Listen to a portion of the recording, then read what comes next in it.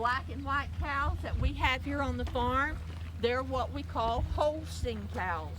Holstein cows are America's #1 dairy producing cow, and they're going to range anywhere from about 1,500 up to about 2,000 pounds. You can easily recognize the Holstein cow by her black and white pattern and those great big large broad hips that give her the ability to tote large quantities of milk. Now, the Holstein cow, she comes in another color, which is red and white, but seeing how it's Farmer Tom's farm and he likes the black and white, we let him pick, okay? Now, these particular black and white Holsteins we keep right here in this area, they're also what we call our dry cows. And the reason that they're called dry cows is because they're not making any milk. In order for a cow to make milk, she has to do one thing, and that's to have a baby. So from the road down there to this side of that beautiful field and all through the tree area, you guys are at the Happy Cow Creamery's maternity ward. All of these cows are waiting to have their babies. It takes 9 months for the cow to go through her pregnancy. At the end of her 7th month, she's going to come over here, hang out, do absolutely nothing but wait for that little baby to be born. When it is time, friends, when it is time for the baby calf to be born, it's going to come out like it's diving. We want to see its hooves first. And within 30 minutes to an hour, that baby calf is going to be up and on her feet, and she's going to be looking for her first meal. Now, let's take a look-see. I need somebody that's modeling. All right, kiddos, if you look underneath the cow, way back there in front of her back leg, you're going to see something hanging down. Now, these are some young girls that maybe first-time mamas or whatever, but some of the older girls, their bag that's hanging under there, it looks like a bag. It's called her udder, okay? It's got 4 little finger things that hang off of it. Those are called her teats. Now, not teeth, teats. Now, that's where she's going to store her milk, okay? But here's a cool thing, friends. She doesn't have any milk in her udder right now because her baby hasn't been born. But once her baby calf is born, it will, that baby calf will go underneath its mother, latch hold of one of those teats, start nursing like a baby bottle. We're going to leave that little baby calf with its mama for about a day and a night. And then, after a day and a night, we're going to take that little baby calf to the back of the farm to the calf nursery, and mama's maternity leave days are now over. She's got to go back to work.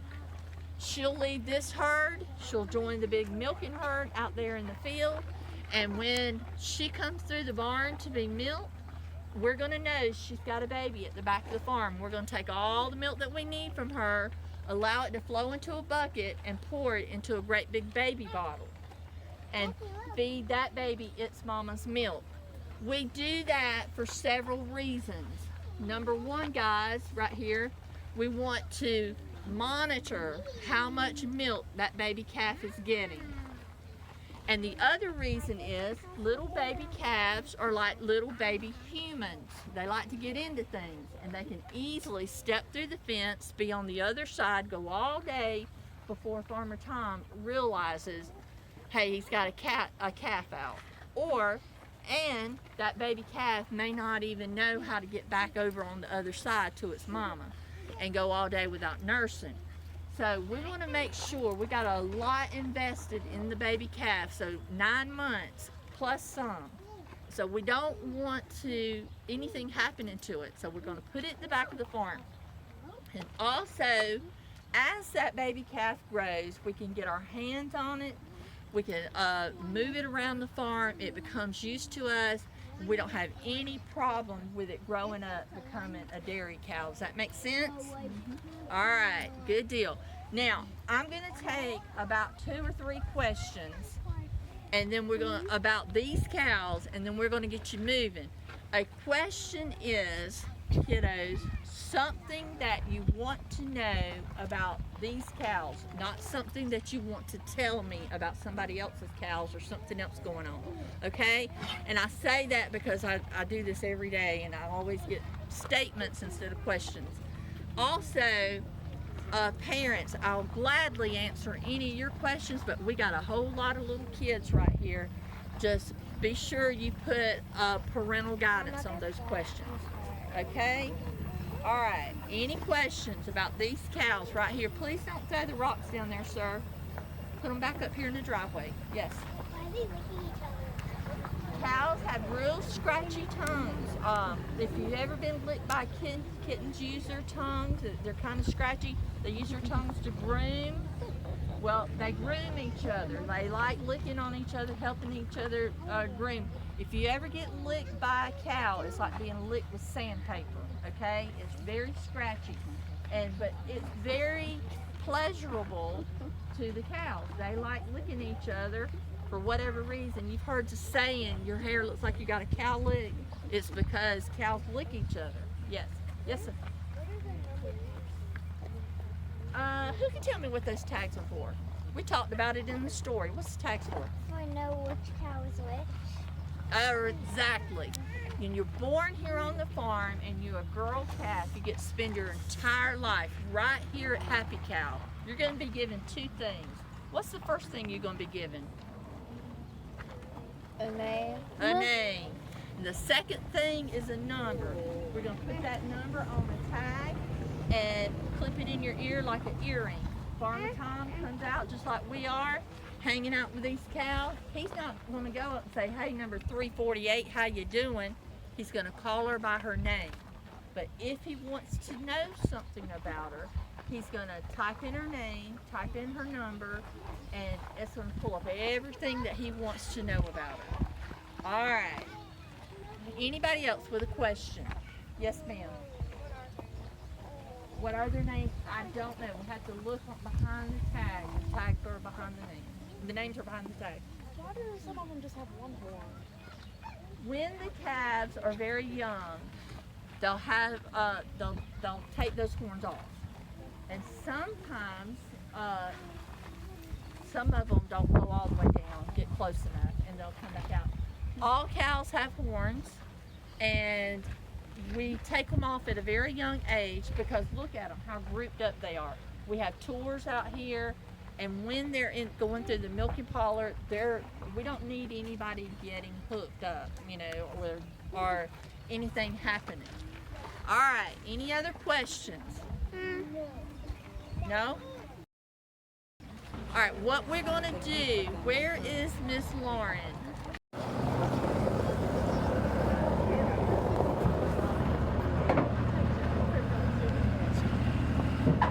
Wow.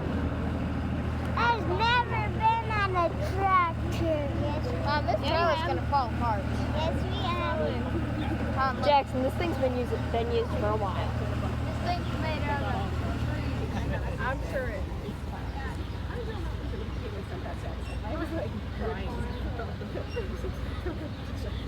I just have.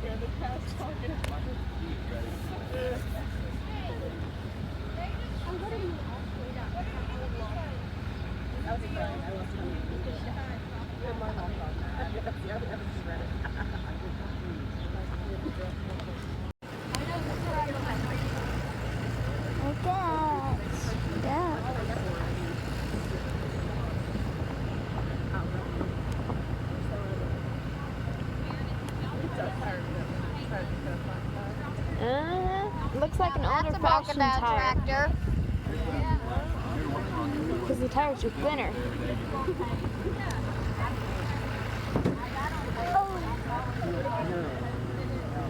What's going on here?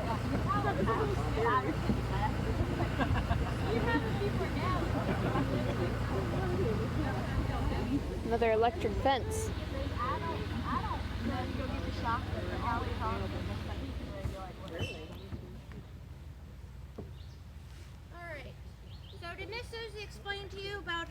cows broke out and got to the one field. Did she go over all that with you?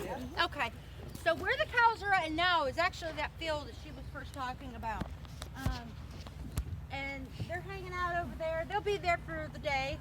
The concept about that whole story that she was talking to you about was that was the field. When they were done with that field, they went over to the one field behind the dry cows that she was telling you guys about.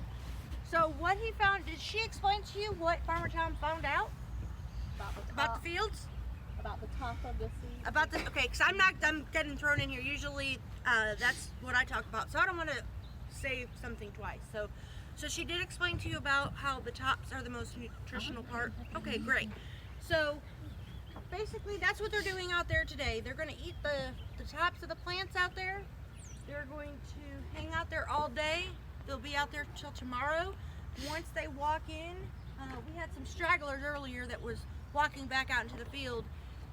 Once they come back in to be milked for the second time, usually that's when they change up to go to a different field. But the educational part of this, we want to make sure you guys see the concept of our different fields and the stages that they're in. Did she explain to you what this lagoon is for? No. No. All right. So this lagoon is actually not something that we allow cows in or anybody to get around, because as you smell as the wind blows by, it kind of smells funky. Cows produce a lot of poop, and that poop is called manure. When they do our milking parlor, we're going to clean all that poop up and reuse it, because we don't use any chemicals or other fertilizers from other places. So we're going to put it in that red bin that's right over here. We're going to take it to all of our fields, and we're going to fertilize all of our fields. And then when we need to irrigate with watering all of that, we've hosed all the manure out of the milking parlor, and it's all traveling to this little pond that's right here. So that is our happy cow poop pond. But that poop pond is very important here on the farm because it helps the fields grow and whatnot like that. So that's why that is pretty important that we talk about. So what other did she go over? That's your other group. Okay. What other things did she go over that you guys might have questions about? Did she tell you about the milking herd? We have about 95 to 100 cows out there. Yeah. Okay. Did anybody have any questions? So they're moved to each field to eat the top of that. Correct. Yes. And that's why he plants it so often? Yes, it gets replanted almost every day. So they'll come out, and so when it's after 90 days, they'll be back out on that field. It'll be ready for them to eat. And that is why coming out here, you can see the different growths of the different fields. These are only a few of our fields that we have. There's 29 all over the farm. The white marshmallow things are from off the farm, other parts of land that they do the exact same thing, except they want to bale that up for the dry cows, and if it's dry and stuff's not growing properly and that kind of stuff. All right, well, we're going to go ahead and head on down to the other section. Did you have a question, ma'am? No? Okay. I thought you had a question. All right. So if you guys have any other questions by the time I get down there, just you can answer, or I'll answer them for you. Commercial dairies do things a little bit. I apologize. This is normally not the way that we have this process, but I guess we have 3 big groups today, so I'm kind of getting thrown into your guys' group, so I apologize. A commercial dairy, when they make milk or when their cows make milk and they want to bottle it up, their biggest concept is production, get it out the door, don't care where it's going, over and over again. They will inject their cows to make milk. We do not do that. We do not inject our cows in any way unless it's with some kind of medicine if they got sick or if they got a scratch or anything like that. We are not organic, and the reason why we're not organic is because we will give them antibiotics if we have to. In order to be organic, you cannot be able to do that. So we want to make sure that they're healthy and they're not miserable, so we have chosen to do things that way.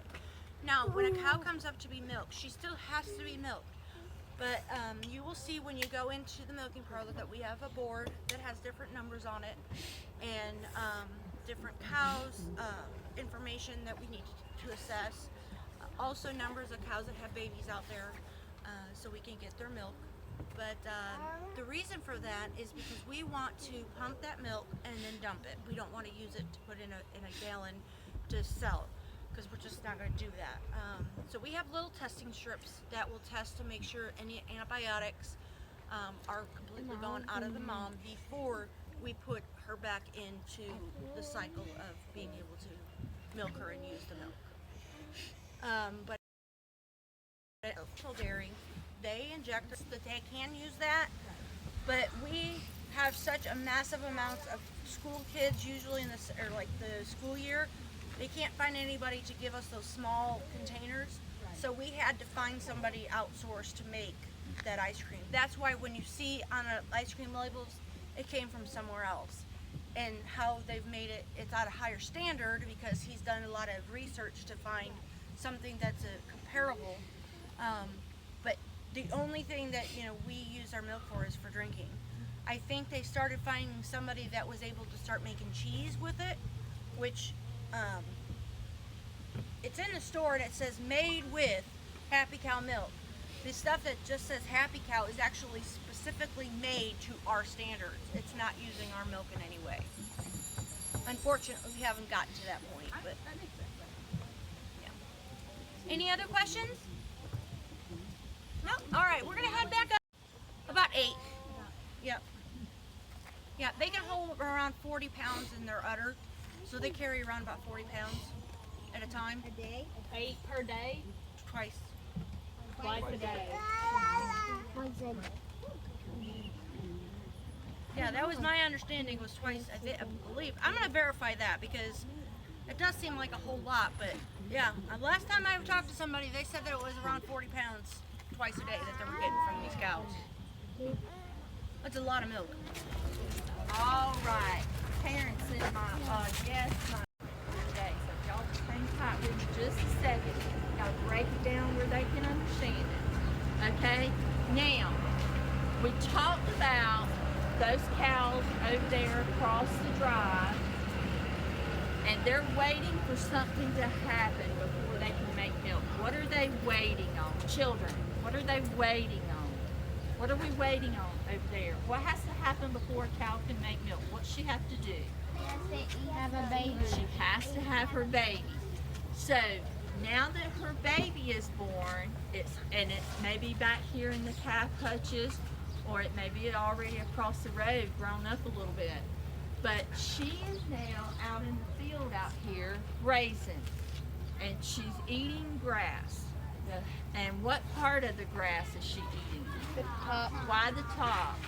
Because it has the most. Oh, wait, I didn't hear you. Because it has the most nutrients. It has the most nutrients, and it's a spring-like forage. So what that means is it can't just be any old grass and eat the top.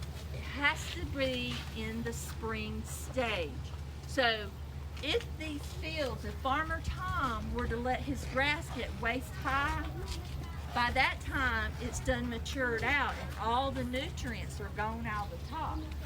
See what I'm saying? So it has to be down low, about knee high. That's when the most nutrients are in there, okay? Now, my little younger babies, y'all might want to do this. Come on, you guys might want to do this too. I've got a little song for you guys I want y'all to learn, okay? It's the Happy Cow song. All right, but it has some motions, and you guys can do it too if you want to. And it goes like this. Bright sunny day. You do that part? Bright sunny day. Up and down the way. Smiles on their faces. Noses in the grass. Okay, here comes the big one. You ready? Okay, put your hand on your hip and roll this hand out. All right, and then we're gonna bump our legs. Hoopa-loopa dance. Okay, cows have hooves, so it's the hoopa-loopa dance. All right, you ready to do the song? Have you ever been to Happy Cow on a bright sunny day and seen the happy cows up and down the way? They had smiles on their faces and their noses in the grass, and all the happy cows were doing the hoopa-loopa dance. Well, yes, I've been to Happy Cow on a bright sunny day, and I seen Farmer Tom's cows up and down the way. They had smiles on their faces and their noses in the grass, and all the happy cows were doing the hoopa-loopa dance. 5 o'clock in the morning, 3:30 in the afternoon, the cows are going to make their way to the come on their own. They're going to hang out right here, and that stuff that you're smelling is called manure, and it's basically cow poo.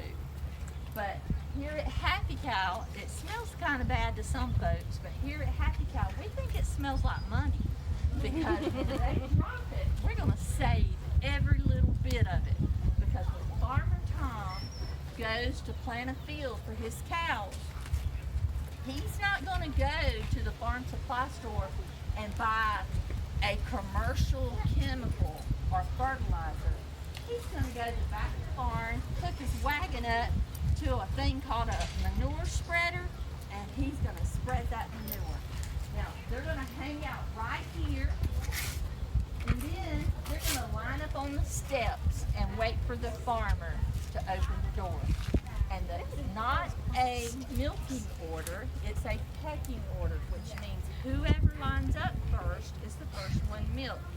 And usually it is Big Mama's grandchildren, okay? The biggest and the bossiest, they get to line up first. And then don't wait for the farmer to open the door. So if you're a cow that needs to be milked, you gotta get on the steps.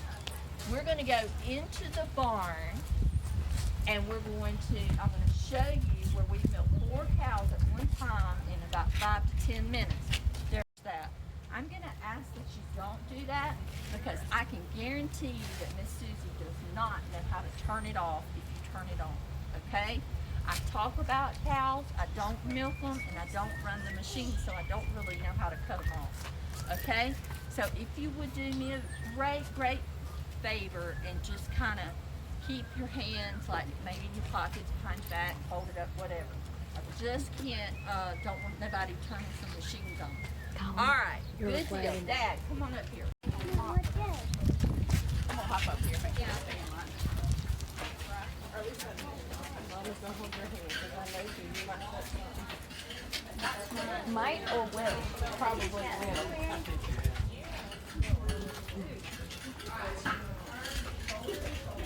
It's just messier than the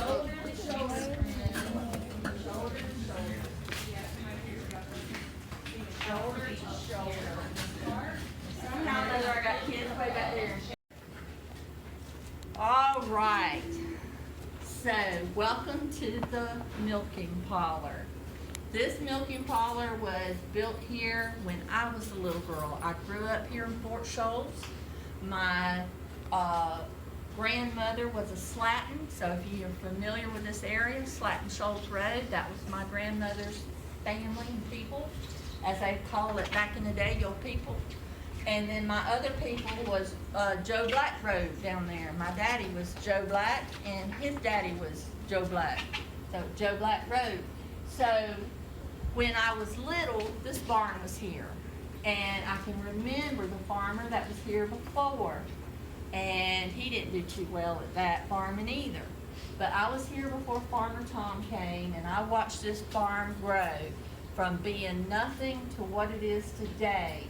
And I can remember my granddaddy and my Uncle Hayward saying he will never make it as a dairy farmer. This crazy idea of rotating these cows around, that's not gonna work, you know?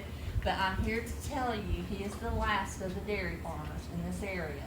And we're very proud of him, and he was just recently awarded South Carolina's highest award for being the best and being in the business for the longest here in South Carolina.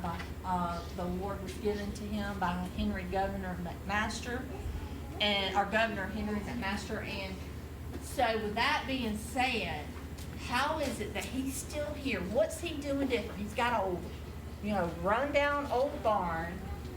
What could he possibly be doing different? Yeah, he's changed up his way of farming. Now, used to he would grow his food, cut it, bale it, and bring it to his cows.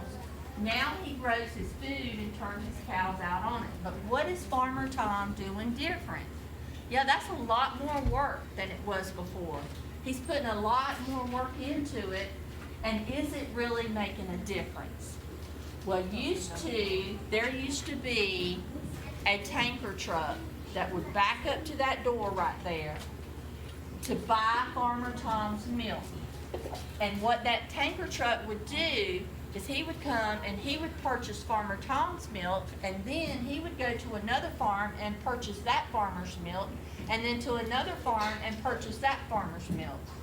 And the farmer who did all the work would get just a tiny little bit of the profit from doing all the work. And not only that, Farmer Tom went through a lot of trouble to make sure that his cows are not injected with hormones, they're eating a top quality forage. He has done everything, not even putting chemicals on the fields or anything, to make sure that his product is a good product and it's getting mixed in with who knows what kind of milk and what those cows have been eating. So he said, enough.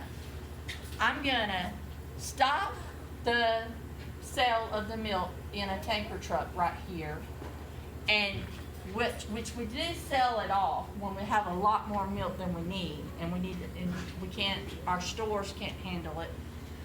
We will sell off milk before it goes to ruin. But in the spring, because the cows are eating such a nutrients and all that nutrients in the grass, we get a lot of milk. Okay, and the weather's cooler, the cows are eating more, and they're producing a lot more milk than what our wholesalers can handle. But you can still buy our milk wholesale, but you're not gonna bring a tanker truck to get it. You're gonna bring a box truck or something, or refrigerated truck, and buy it in a cart. We kept the milk right here on the farm, and that's where it changed for Farmer Tom.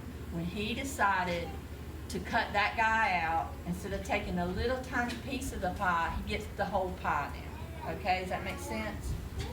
All right, so the cows will come in. We can milk 4 cows at one time in 5 to 10 minutes. From here down to our mom and dad down there, one cow will stand.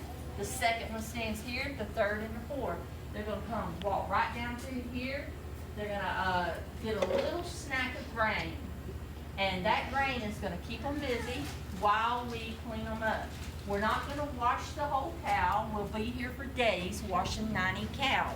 But what we are going to do is focus on their udder and their teats. And we're going to get those nice and clean. And then make sure that they're good and dry. We don't want to take a chance of water seeping down into the milk, because the tiniest little bit of water that were to get into the milk, it can cause germs or bacteria to grow. It takes about 5 or 10 minutes for the cow to be milked. After she is milked, she's turned out, she'll walk that direction, she goes down the step, now her feet are off the concrete. And she's waiting out there on a sanded lot for her friends to be milked, saying hello to her baby if she has one. And go back out onto an open green field. It seems a little pleasant out there in the field, don't you think? Doing what cows are supposed to do. On a commercial dairy where they've got thousands and thousands of cows, those cows spend their entire life with their feet on the concrete. Food is grown and brought to them. Their bodies are injected with hormones, and their feet never, like I said, never leave the concrete. And they never get to go outside. And if those cows see year number 5, they're doing well. We've got girls here at Happy Cow, way up in their teens, healthy as the day is long, and still having babies, still producing milk. Doesn't mean that they'll all go to be teenagers. We'll retire them when Farmer Tom thinks it's time. But the average cow here that Happy Cow before she's retired. She's up in her teens.